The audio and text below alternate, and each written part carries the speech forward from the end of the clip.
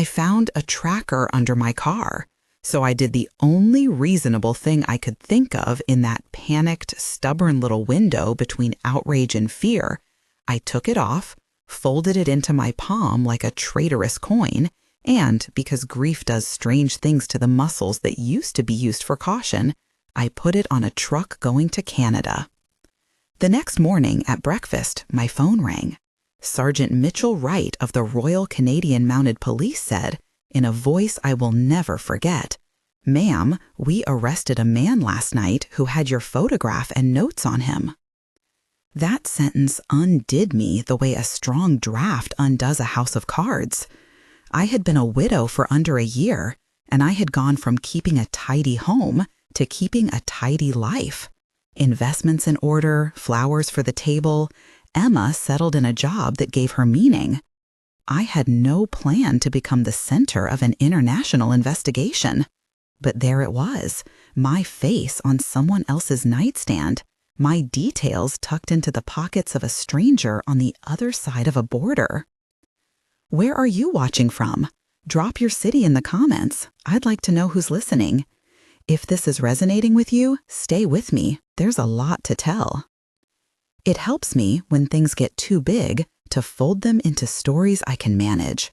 So let me start at the thing that matters, Richard. He was the quiet sort, not given to spectacle. He taught carpentry night classes and rescued stray terriers. He paid attention to the kinds of details that make a life.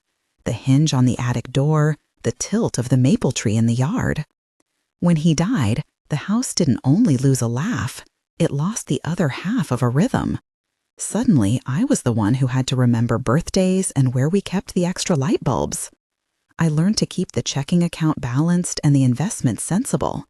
We had been careful, even comfortable, our nest egged enough that I felt secure, not extravagant. Emma, my daughter, my brightest friend, had her own path. She married young, then later, after some difficult years, moved back into the city. David came with her. He was handsome in the way of men who know what to say and when to stand up so the light hits their face right. At first, I was grateful for company. They had a small apartment nearby, and after Richard was gone, Emma and David started coming by more. They helped with groceries, fixed leaky faucets, and David, with his easy laugh, gave me something approaching relief from silence. I also like to think I was not blind. I knew charm when I saw it. I also wanted to believe people. That combination, faith and weakness, is a dangerous one. The red flags were small at first. A check that got taken without a note.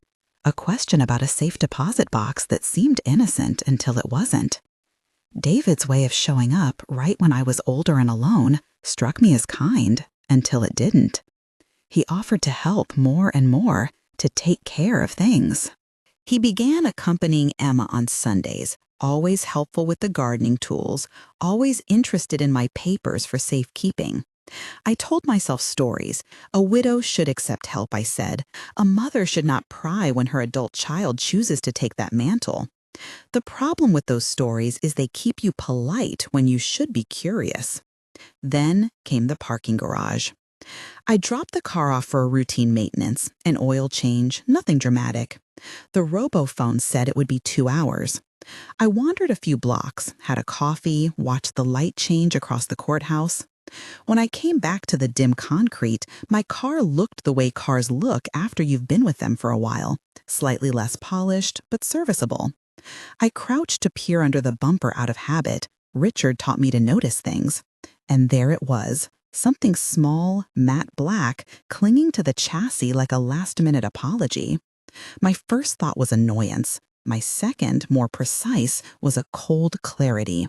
That was not a part of the car. I tugged at it. It didn't come off like a loose screw. It came off with a small, stubborn click, like a secret opening. I slipped it into my palm and felt the faint warmth of it against my fingers, the kind of warmth a clumsy stranger leaves on a doorknob. I did not call the mechanic. I did not make a scene in the fluorescent light of the garage. Instead, I sat in the driver's seat and Googled a picture of what it felt like. Because in the modern world, you can learn a lot and yet understand nothing at all until the words settle on the page. The images matched. People with names like car tracker and GPS tag bloomed across the screen. Forums hummed with stories of spouses and stalkers. A man in an online thread wrote, "If you find one, don't touch it." But that was for people greener in fear. That is, more afraid than I was. I had been married for 36 years. I had a mortgage and a flock of habits. I was a woman who had already learned to stand on her own feet, and I recognized the tools of a predator when they crossed my path. I did something reckless.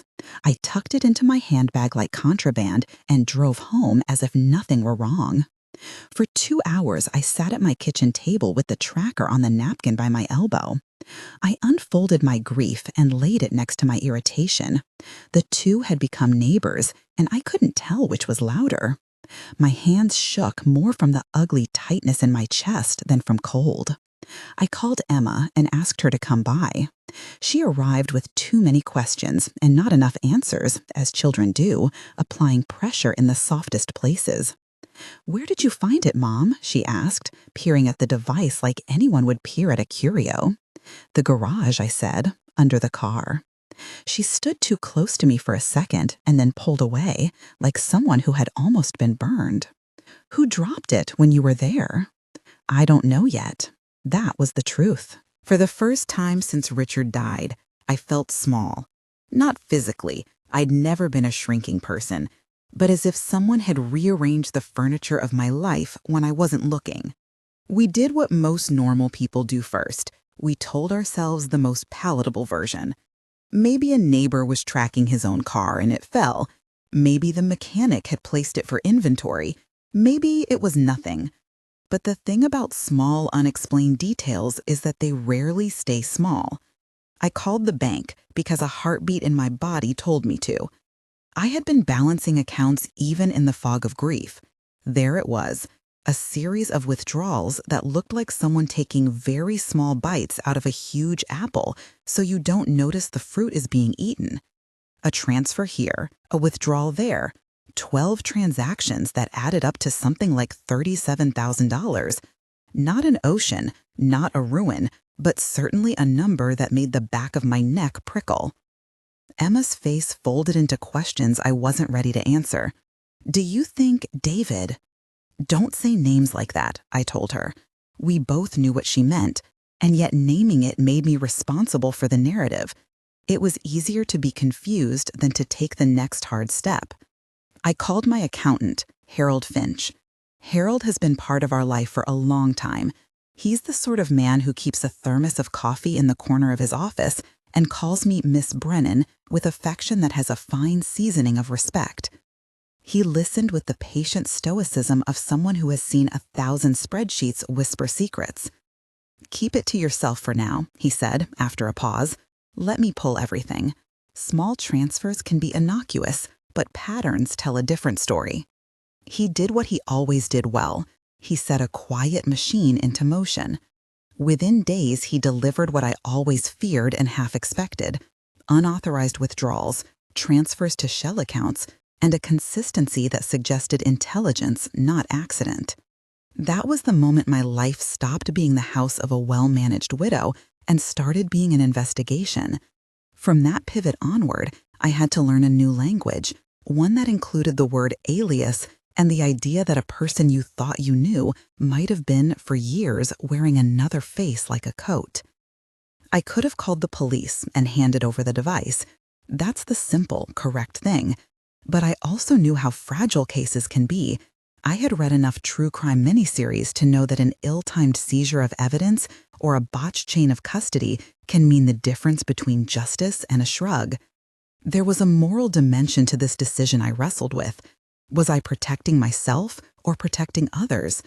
If someone was using me as a foothold, they might be using other women too.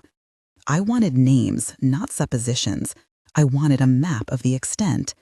So I made another reckless choice. I placed the tracker, small and traitorous, on a truck that was scheduled to cross the border into Canada late that night. I won't tell you precisely how I did it. You don't need to know the technique to understand the point. It was a risky, personal gamble. I am not proud of breaking any law. I am proud of wanting to know the truth. For readers out there considering similar stunts because it looks satisfying on camera, don't. It was dangerous, and if the wrong person had seen me, the consequences would have been worse than anything in a courtroom. I slept badly that night, which is to say I slept in fits and starts, thinking of Richard's hands and the long, slow accumulation of small betrayals. The phone woke me like a bell. It was a number with a Canadian area code I didn't recognize. Sergeant Mitchell Wright introduced himself with the formality of someone used to delivering news with a certain economy. "Ma'am," he said, "we arrested an individual at a truck stop last night. He was in possession of your photograph and a notebook with notes about your habits. There was a small device on the trailer he was with. We'd like to ask you some questions." The words made a room inside me fall away, revealing a hollow that was equal parts rage and relief. Someone, it seemed, had been using a map with my life drawn on it. "You have him?" I asked. "We do," Sergeant Wright replied. His voice had that polite edge you get when you are trying to be helpful, but the world is complicated. "And there's more, ma'am. He was traveling with another man who has ties we are looking into. We believe we may have stopped something before it developed further. Would you be able to come in and identify some things?" "Identify what?" I asked, the anger making my teeth itch. "Your belongings," he said. "Photographs, perhaps some of the documents he had. He's got your face on his phone." I told him everything I could think of, how I'd found the tracker, how I'd put it on the trailer, what I'd noticed in my accounts. I told him as carefully as I could that I had been trying to find out whether someone was using me as a mark. He did not scold me. He did not praise me either. There was an officer's way of listening, like the way a carpenter listens to the grain of the wood before making a cut. After a few more questions, he told me they had a man in custody and they would appreciate my cooperation. We hung up, and Emma and I sat on the stoop with mugs of tea and let the fact of it settle. "Why a truck to Canada?" she asked, the question shaped like a child's hand looking for a corner of the story to hold. "Because people move things across borders," I said. "Because men travel for work and pull into truck stops and sleep and move on. I thought if I could see where it went, maybe I could see what kind of network it was." She stared at me, and in her eyes there was the same mix I'd felt, the admiration that comes with recognizing your mother in a desperate and brand new way, and the fear that comes with realizing that the world can hurt you in clever, premeditated ways. Sergeant Wright called again that afternoon. "We found a man who matched a photo on the phone," he said. "He's under arrest. We have someone else who may be connected. There are items that suggest this is not about petty monitoring. There are notes about schedules and bank information. We're coordinating with U.S. authorities." It felt like the axis of my life had shifted. The small things that had haunted me, the odd transfer, the late-night messages, were no longer private embarrassments. They were evidence. That word, evidence, carries the weight of a nation's paperwork and the coolness of a courtroom. It is helpful and it is brutal. That was when I met Marcus Webb. Marcus is a former FBI man, retired, with a binder of contacts and a tendency to speak in short sentences that hide far-reaching thoughts. He arrived at my house with a thermos and an easy familiarity with the way people harbor secrets. He told me, frankly and without flourish, that people like Derek, if that's who this was, have patterns. He had seen men who preyed on loneliness, who targeted widows and widowers, who used charm to get access to bank statements. Marcus's job was to pull the thread and see how far the cloth would come apart. "Aliases are like fingerprints for career criminals," he said at our first meeting, flipping through the small pack of documents Harold had given him. "They maintain a persona until it's useful to them no longer. We look for inconsistencies. A man who is too helpful tends to have other things he wants to be helpful about." "Like money," Harold muttered from his chair, as if the truth needed no preface. "Like money," Marcus agreed, "and sometimes like other people's freedom. There's been a rise in schemes that involve convincing someone to move funds or to provide access. Sometimes it escalates. We can't assume every instance will. Can you find out who this man really is? I asked. Marcus did what good investigators do. He lined up the facts and he told me gently what was certain and what was not. He found that the man I had called David, if he was David, had records under a different name in several states. He'd changed employers, never staying long enough for a pattern to form in a way that would be easy to track. There were gambling debts, the kind that grow like mildew. The more desperate the borrower, the more shadowy the lenders. Marcus couldn't, on his own, trace the full sum of the debts yet.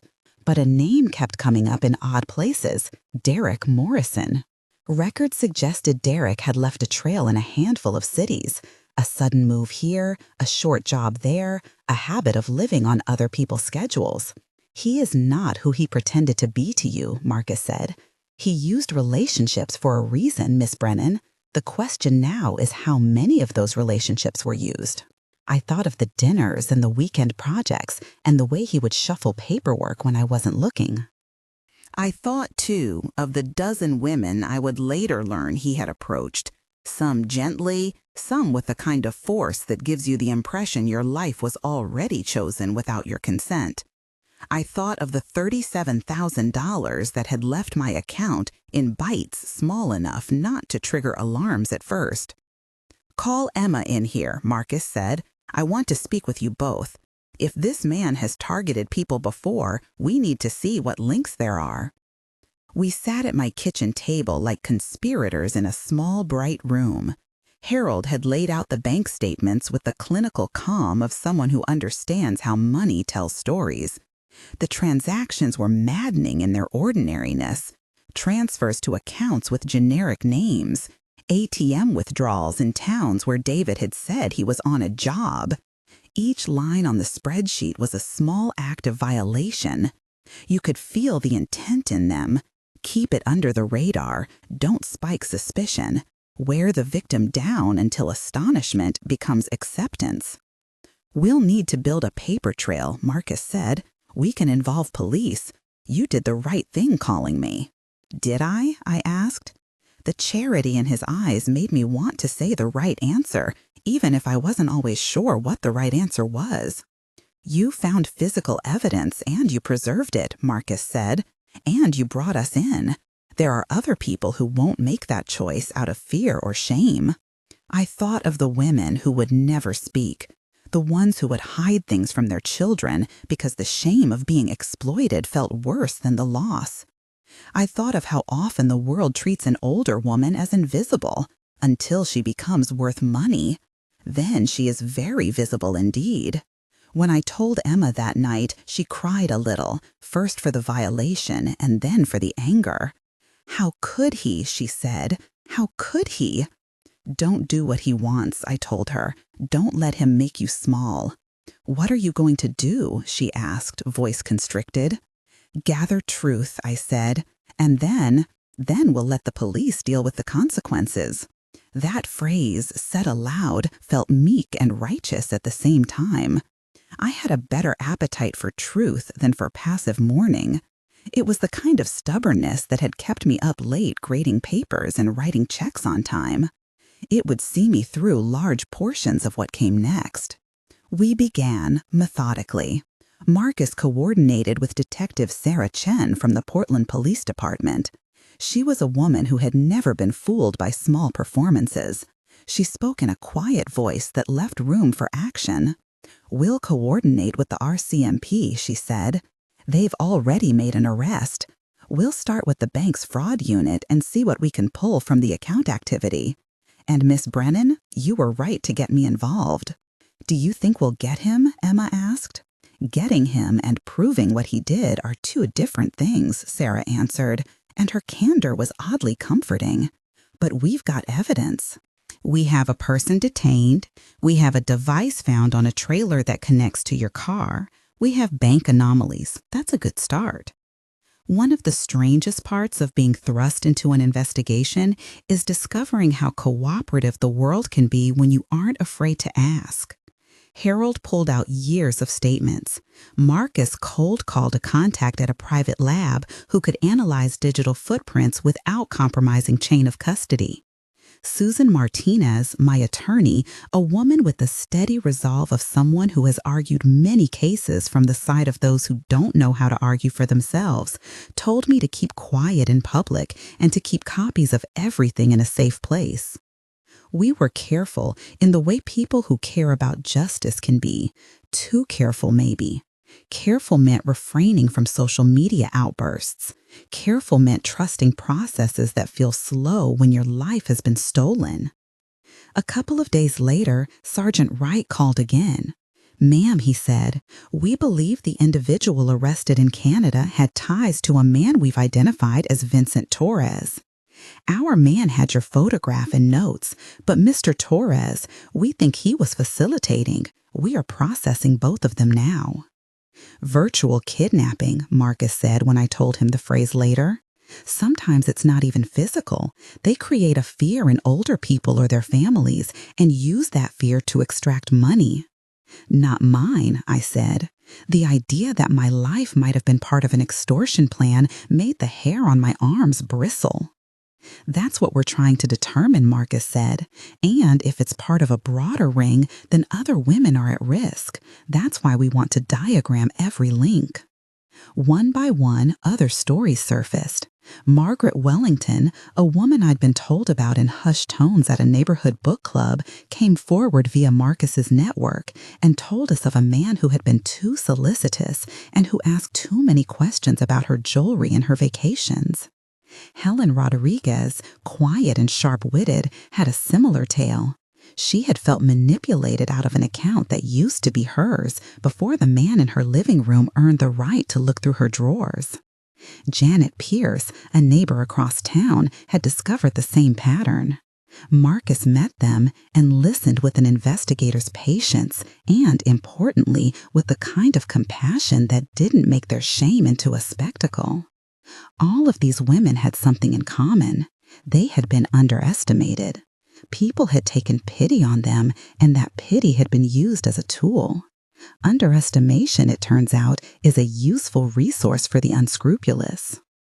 As the days blurred, my life became a sequence of appointments. Marcus fed me updates that had a way of making small, damning things sound almost absurd. A hotel receipt here, a casino membership there, a name that didn't line up with a social security number. Investigator work is, more often than not, an exercise in boredom interrupted by jolts of discovery. You'll go months pulling threads and then find a single email that undoes an alibi.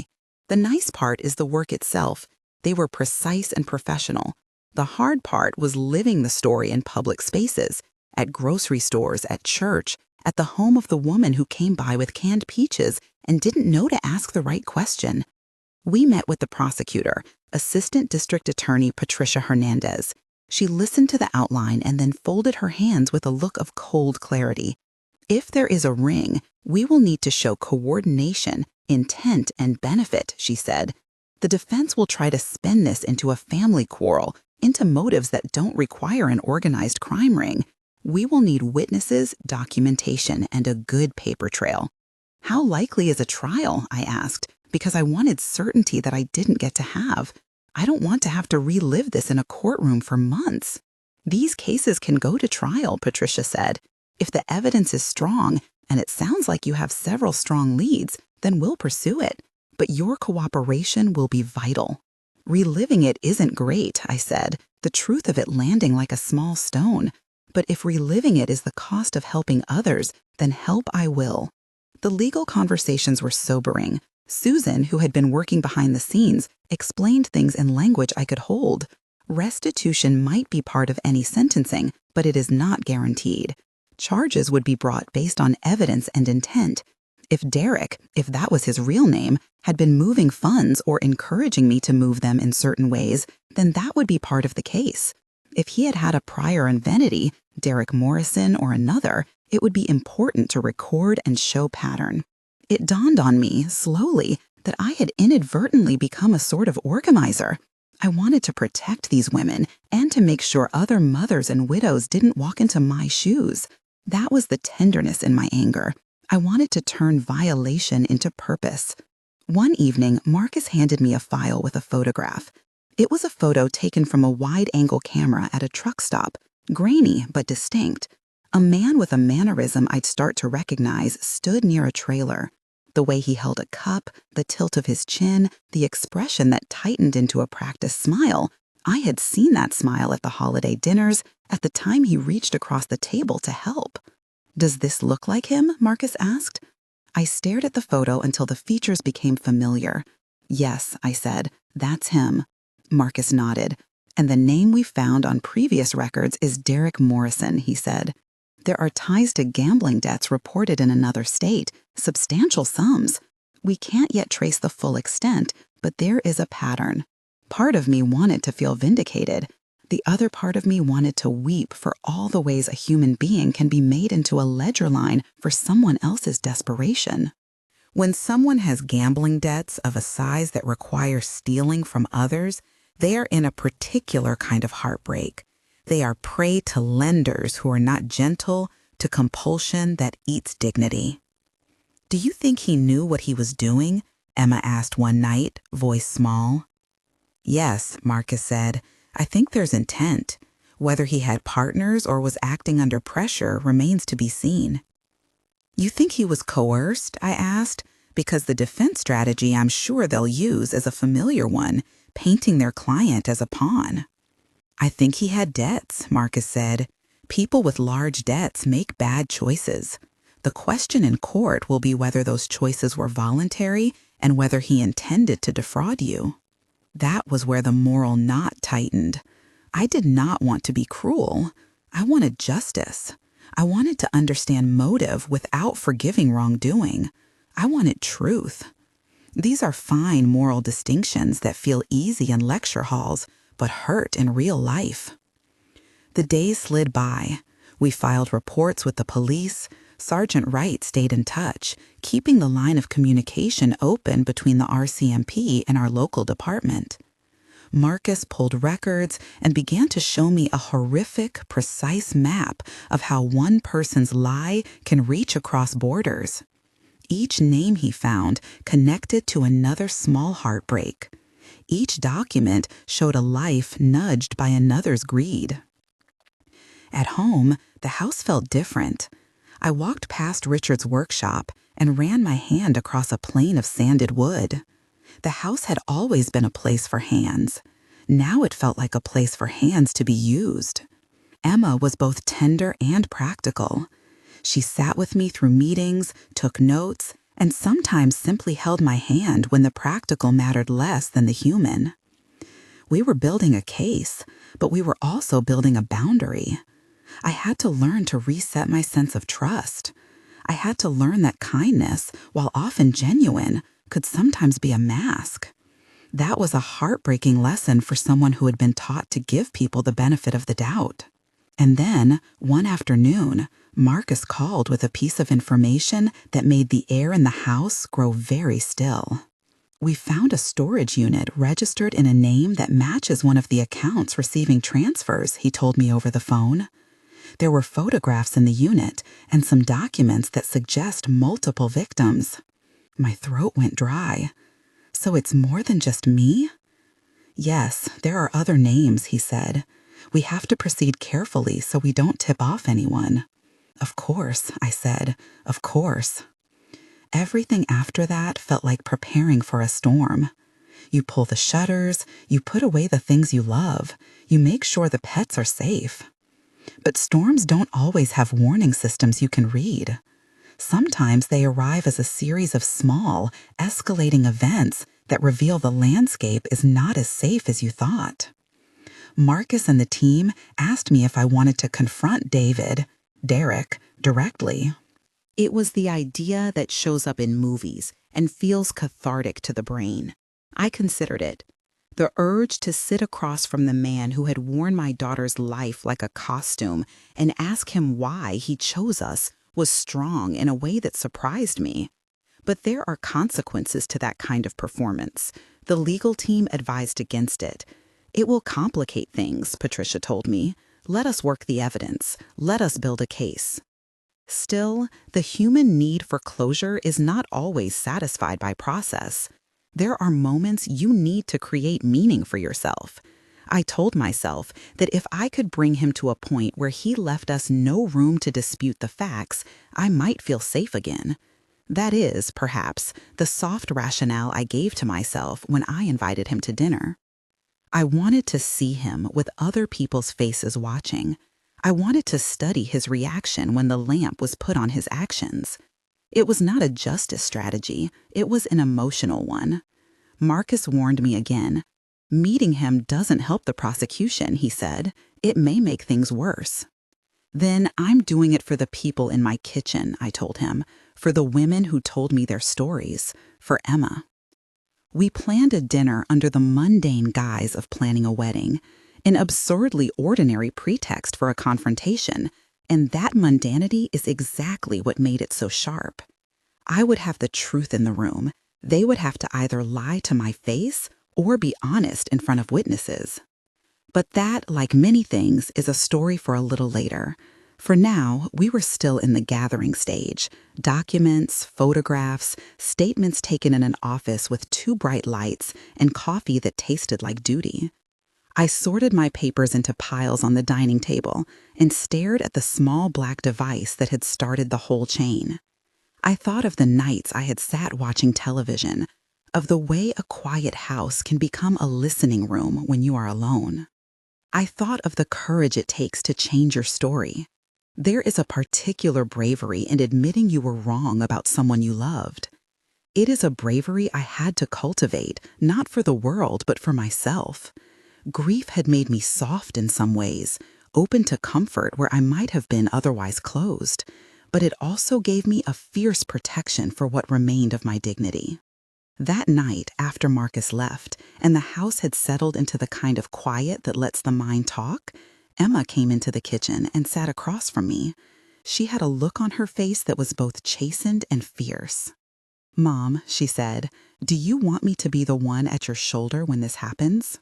"I want my daughter to be at my side," I said. "I don't want her to be complicit in my pain. I want her to be actor and witness, not wrapped up in shame." She laughed a little, the sound small and dear. "Then we will be actors and witnesses together." It is a strange thing when your life becomes an example you might speak about later at a seminar or on a stage.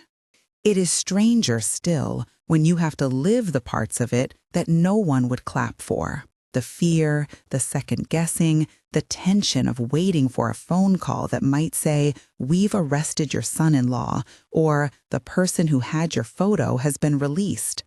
Waiting is an education you do not sign up for. The call that came the next morning was from Sergeant Wright again. He had information that made my stomach twist into something like a fist.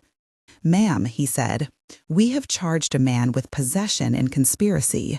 There's someone else who was arrested in Canada. We believe they were planning to use a tactical fear, virtual kidnapping techniques to extort money." My hands went cold. Did he have?" "Your photograph and notes," Wright said. "He had an outline of schedules. He had numbers. We found things in the unit Marcus described. We're coordinating extradition requests where appropriate. This is bigger than a single person acting alone." Bigger. There it was, in one small, terrible word. Bigger. The investigation was no longer a matter of family missteps. It was now a thing that stretched across borders, that used the infrastructures of travel, of money, of people's willingness to trust. When I got off the phone, I walked into the yard and looked at the maple tree. It had been planted by Richard on our 50th anniversary. It had grown tall and brave, all those rings of seasons hidden inside its trunk. I touched the bark and let myself be small for a minute.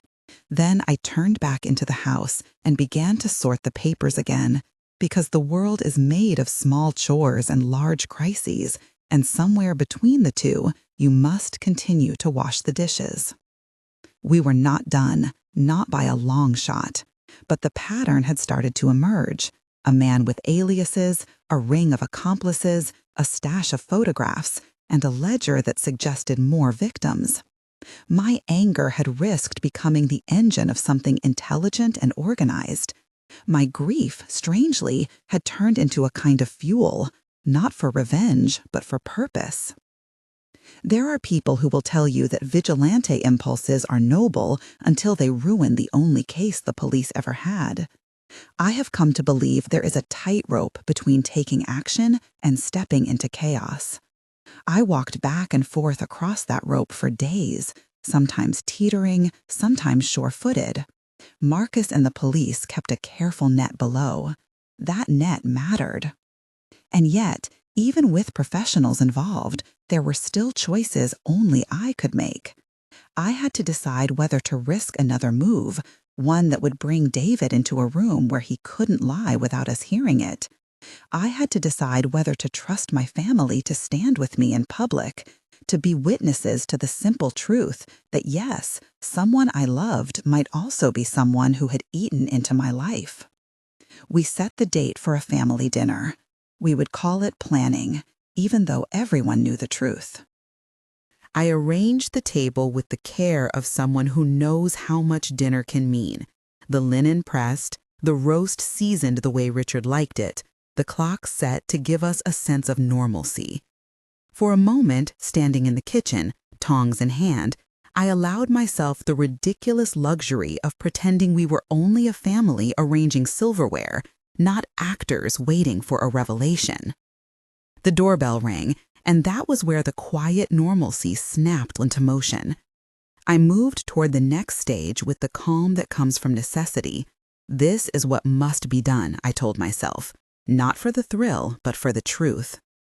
What happened next changed everything, but that belongs to the next part of the story, the moment when the facade drops, when a man reaches for the door and the world lets out the breath we have been holding.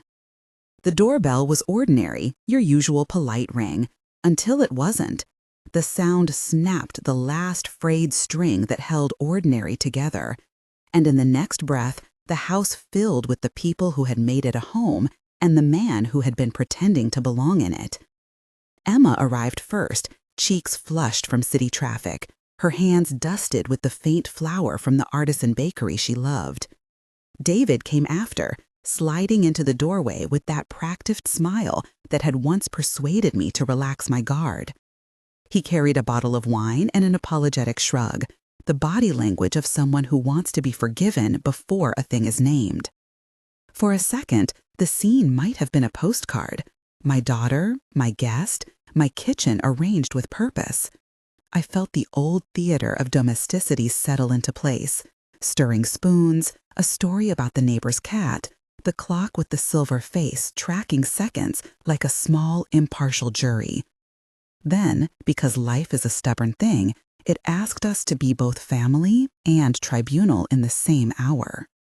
We sat down to roast chicken as if calendars had not suddenly become dangerous.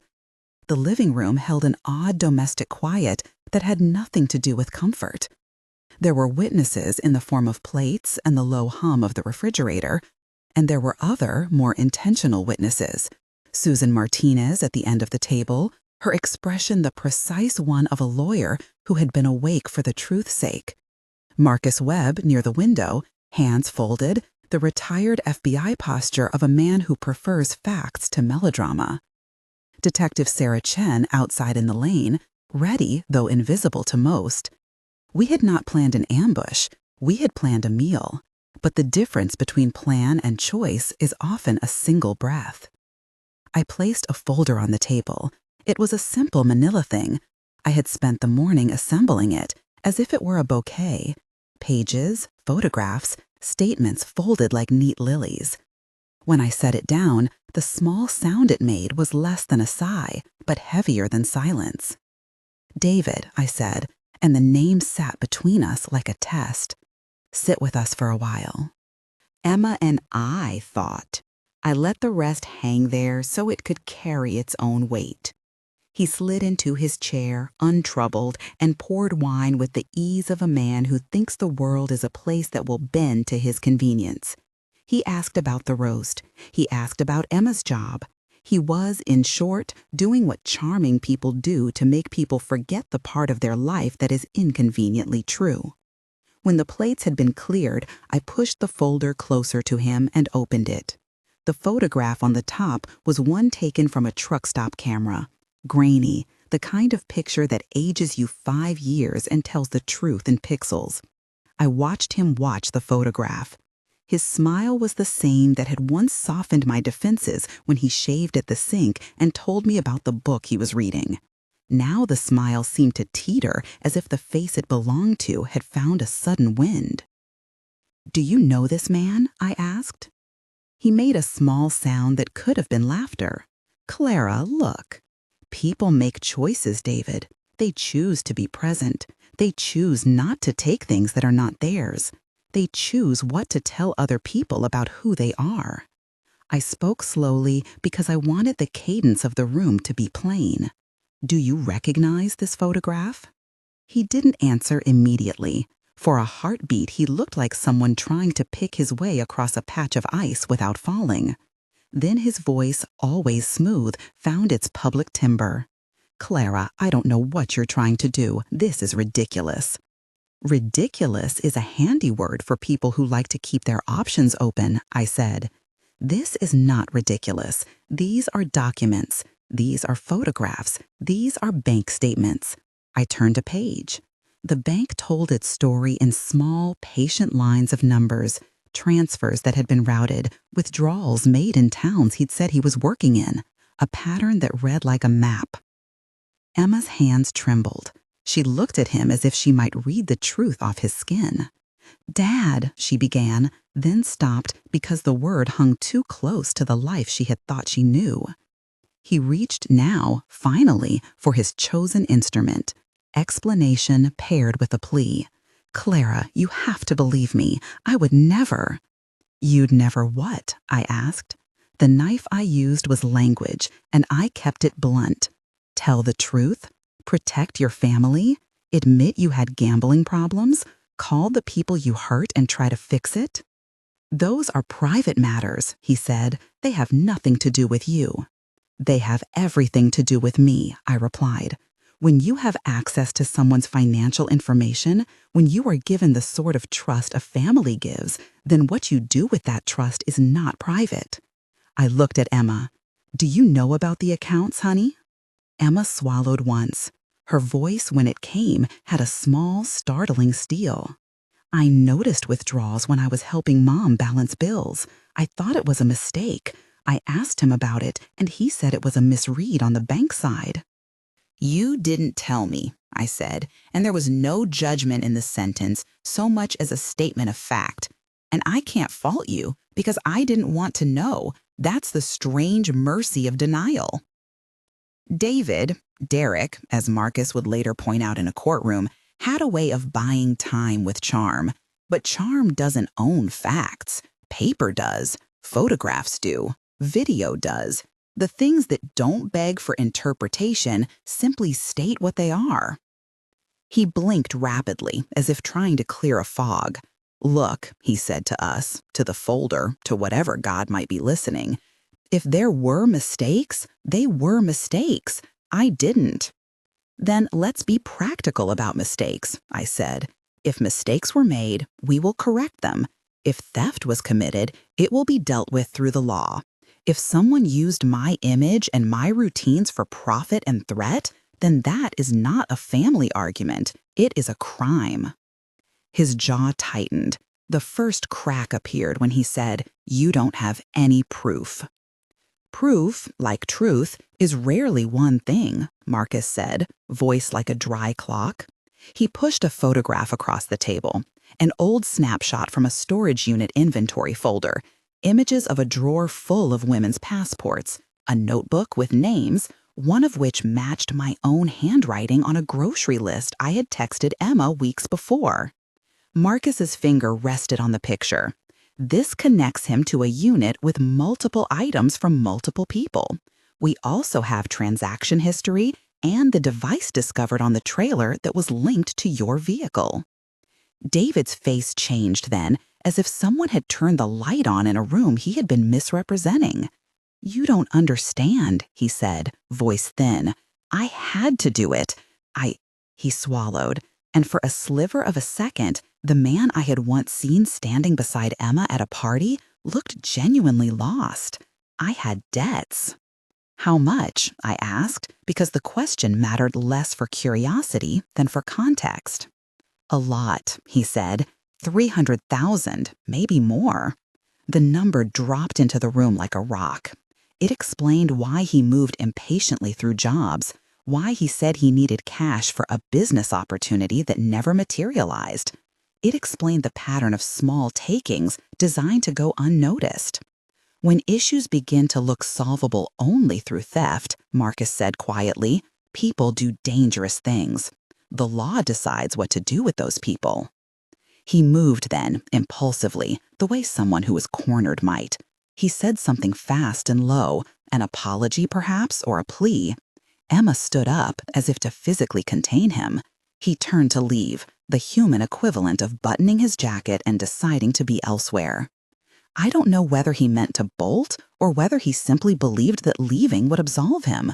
What I know is that as he walked toward the back door, a shadow moved in the yard. There was commotion, shoes on gravel, a voice saying, "Sir, stop." And then the room's domesticity fractured as two officers moved through the doorway with practiced economy. My throat closed like a fist. Time, which had been carrying us in speech, now carried us in action. He tried to run for the fence. It was a brief, half spectacle, half tragedy. One moment a man in a blue shirt stepping toward the side gate. The next his arm snagged in a screen, his foot caught on a stone, an officer's hand resting on his shoulder with a sort of human finality. He was subdued without theatrics. Marcus and Detective Chen were there almost before my heart had finished its first indignation. Emma leaned into me and sobbed, small body shaking like a bell. The arrest in the backyard was not clean theater. It was a messy, small, personal thing. My daughter in the doorway, the officer's quiet professionalism, the muffled grunts as the man we loved, or had loved, was contained. I watched him as they led him around the side of the house and into the night-lit lane. He did not fight with the fury of someone who believes in cause. Instead, he wept in a way that made me feel an odd, toxic hybrid of pity and righteous anger. The law must take its course, and the heart must do its own work. After the handcuffs were snug and the van had gone, the neighborhood settled into that post-event hush that feels like people wiping their hands after seeing something they wish they'd not known. Susan and Patricia and Marcus spoke in practical paragraphs. What charges would likely be filed, what statements to avoid, how to preserve evidence. I answered questions the way you answer a test you didn't study for, with as much honesty as I could muster and as much legal caution as was advised. In the months that followed, the house slowly resumed its rhythms, though the rhythms bore a new undercurrent. The legal gears turned. Arrest led to arraignment, to the filing of multiple counts that included fraud, conspiracy, and extortion. There were plea offers discussed in muffled rooms I did not attend. There were preliminary hearings where the judge, with the evenness of someone whose job is to measure, set dates and asked whether everyone was ready to move forward. The prosecution's office, Patricia Hernandez, like a woman with a razor vision, assembled witnesses and exhibits with a focus that made the whole affair feel like something larger than my personal wound. Jennifer Walsh, the financial forensic specialist they brought in, spoke in plain sentences that carried technical weight without drowning the jury in jargon. She described, with the kind of clarity that helps juries, how small withdrawals patterned over time read like the way raindrops wear away at stone, each one negligible on its own, but together forming an unmistakable pattern of intention. Harold sat on the stand and walked the jury through statements, his voice steady, the way men who love order become when asked to recount disorder. He explained transfers and shell accounts without the air of scandal. He explained instead the arithmetic of betrayal, how trust gets converted into ledger entries. Marcus testified about the aliases, about the photographs found in storage units, about the way a trail that crosses state lines grows into a pattern. He drew connections between bank accounts and names. He explained, without melodrama, that what we were dealing with was not a confused family quarrel, but at minimum, a network. Detective Sarah presented the timeline: the discovery of the device, the RCMP arrest at the truck stop, the correspondence with Canadian law enforcement. The cross-border cooperation, she said plainly, was one of the things that made this case both possible to pursue and complex to untangle. The defense strategy was, predictably, to muddy waters. Their theme, whispered in smaller conferences and then made louder in motions, was to paint me as a conspirator. They leaned into the one regrettable fact of my actions, that I had, in my panic and grief and stubborn desire to know, placed the tracker on the trailer instead of turning it over immediately. They argued that my choices complicated the chain of custody, that my actions had created reasonable doubt, and in court, they tried to suggest that I had been complicit in a way that placed responsibility for the scheme on my shoulders. They called witnesses who described the thin line between inciting an event and reporting one. They asked me in cross-examination to recount what I had done. There were moments in that courtroom where memory felt like a lantern in wind. I had to be careful not to reveal tactical specifics, lest I be accused of teaching the jury something it shouldn't know, but I also had to be honest about my motives. I told the jury simply, I wanted to know if I was being targeted, and I wanted to protect other people. I admitted fear. I admitted recklessness. I did not and could not admit to being an architect of the crime. The defense lawyer sharpened his questions like a man trying to carve doubt out of the stone of evidence. Isn't it true, he asked, that you had access to Mr. Morrison's accounts? Isn't it true that you encouraged him to handle your finances because you trusted him? It is true I trusted someone I loved, I said. It is true I let someone into my life. It is true that trust does not absolve theft. They tried to show motive in another way, by portraying Derek as a man driven to desperation by debt, a puppet of larger lenders, an actor doing ugly things because his back was against the wall. That was, on some level, true. He did have gambling debts in the hundreds of thousands. But the existence of desperation does not erase choice. The prosecutor hammered that point, not with moralizing thumps, but with quiet, firm logic. Desperation might explain behavior, it does not necessarily excuse it. Criminal responsibility, she said, rests on intent and actions. At one point, the defense tried to suggest that I had planted evidence, an old gambit. They hinted that my conversation with Marcus and with Detective Chin made me complicit in an entrapment scheme. Patricia rose like a woman who had seen this play before and simply, calmly dismantled it. She reminded the jury of the RCMP arrest triggered by the device being found on the trailer, the independent evidence from the storage unit, the pattern of withdrawals showing intent. She pointed out that the device by itself was a piece of physical evidence, but that it was the totality of the documentary record, the digital traces, the phone images, the storage unit items that painted a coherent picture. Derek's testimony became the hinge on which the case swung. He took the stand with the usual air of someone who has practiced contrition in private and performance in public. He told a story about how debts had driven him, about how people who pressured him had promised relief, about how he had thought the plan would be temporary. Then, in a series of exchanges that began as defensive and ended as confessional, his account fractured. Under questioning, the decimal points of his story shifted. Dates didn't match, locations contradicted bank timestamps. He tried to push blame outward to shadowy lenders, to other men he claimed had held sway. But then there were emails, preserved receipts, and messages in which he negotiated transactions and boasted, in a way he had meant only for certain listeners, about the control he exercised. The most damning moments were small and ugly. On a recorded call presented by the prosecution, his voice was caught discussing access and schedules. The cadence of the conversation suggested orchestration, not improvisation. In cross-examination, the defense tried to frame the recording as taken out of context. The jury listened as if to a needle dropping into water, slight ripples that, when concentrated, cause a wave. By the time closing arguments began, the room had the tiredness of a place that has watched too much.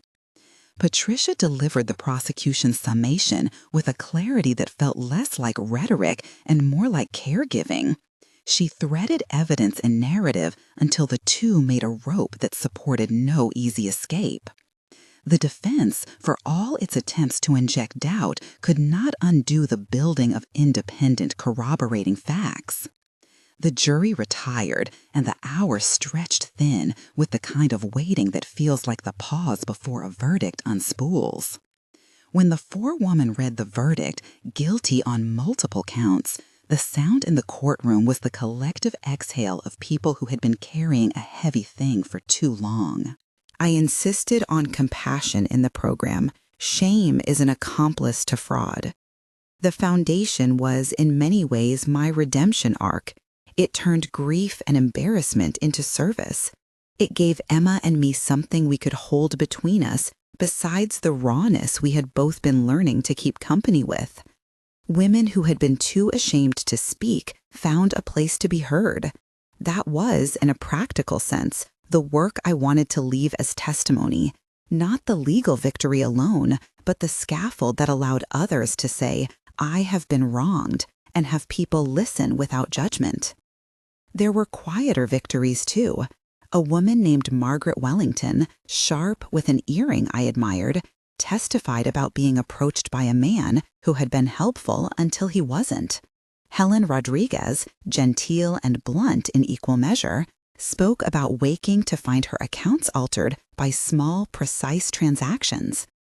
Janet Pierce, who had kept her suffering like a private wound, let Marcus interview her in a church basement with a thermos of coffee within reach. They did not become characters in my story so much as fellow human beings who were damaged by the same person. We met for coffee sometimes, a small circle of women who had been underestimated by the world and who, in that underestimation, had been made vulnerable. Those meetings were not about vengeance, they were about reconnection. Life resumed its ordinary parts. The maple still leaned toward the sun. The dog from next door still visited and wanted a treat. Emma and I argued about which paintings to hang. I thought about Richard often, the quiet man who loved wood and dogs and the hinge on the attic door. And sometimes I would take one of his tools from the bench, run my hand over the worn handle, and imagine him nodding at the work we'd done. He had taught me attention to small things. That same attention had helped us pick up threads that, together, formed a rope to pull us out of a tangle.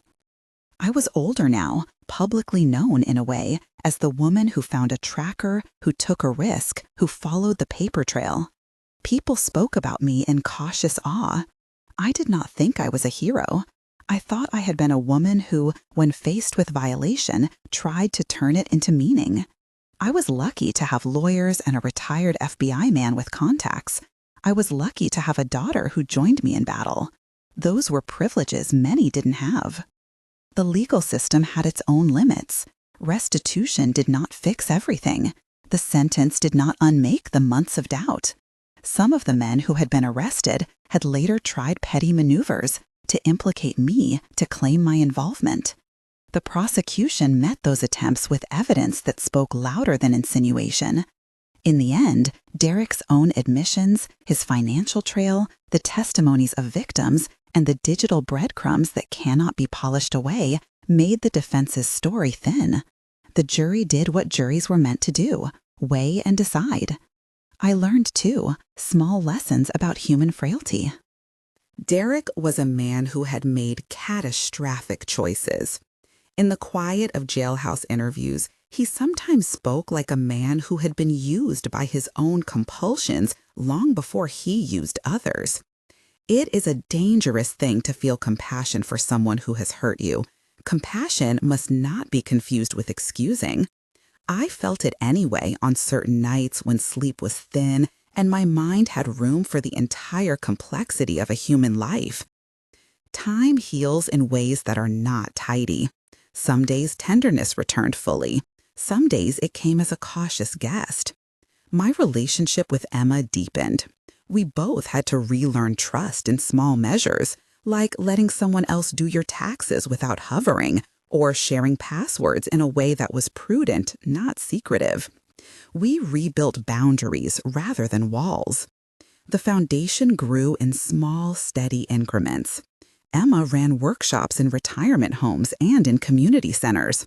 We published a small pamphlet called Ask the Question, which suggested basic things to check: a name on a document, the presence of third-party accounts, who has keys. It was not a how-to for fraudsters. It was a how-to for neighbors and families. Check in with one another. Don't let shame sit unattended. Call authorities when in doubt. The programs were practical and kind because punishment alone is not prevention. As the years slid on, I found comfort in ordinary pleasures: reading on the porch, watching the light through the maple leaves, attending a concert now and then. I taught a community class on basic estate planning because I had become, in a sense, an accidental expert on the ways an estate could be misread by predators. I enjoyed the work in that measure that comes from doing the useful thing with your hands. People sometimes asked me, with the curiosity of those who like a neat moral, what I would have done differently. I would have turned over the device to the authorities immediately. I would have trusted my professionals earlier. But I would not change the larger chronology. I would not unlearn the way fear lit a fire in me that demanded actions not always tidy. I would not undo the moment when grief became fuel for purpose rather than only a hollow to sleep in. In the end, the story that began with a small matte black device beneath my bumper became a testimony about the commonness of deception and the uncommonness of being willing to look it in the face. It became a story about how a mother and a daughter could rearrange their grief into something that helped other people. It became a story about laws and limits and the hard work of evidence. It became a story about a man who will spend decades in custody and about women who learn to speak up.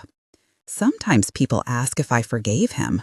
Forgiveness is a private room with many doors. Some I opened and some I kept shut. Forgiveness, to me, is not a free pass. It is a conscious choice about how to keep walking without being pulled backward by hate. I chose, often and not always gracefully, to move forward. If you're still with me, thank you. When this was all happening, what kept me from falling apart was the small habit of noticing where people were kind and letting that kindness balance the harm. There are neighbors who brought casseroles, and lawyers who took a case on late-night calls, and women who shared their stories in the privacy of a pew or a kitchen table and made the world a small, better place. I'm older now than I was when this began. The years have given perspective and a little bit of humor about the absurdity of being both targeted and heroic in the same year. I take my coffee with less sugar and my Saturdays for reading. The foundation Emma runs is a living thing. People call it for help, and she answers with an efficiency that boasts our family's best qualities. If this story mattered to you, I hope you'll do something small. Subscribe, and, if you can, share your own experience in the comments. We found power in telling the truth, and in some small way, sharing is how we keep the light on for the next person who needs it.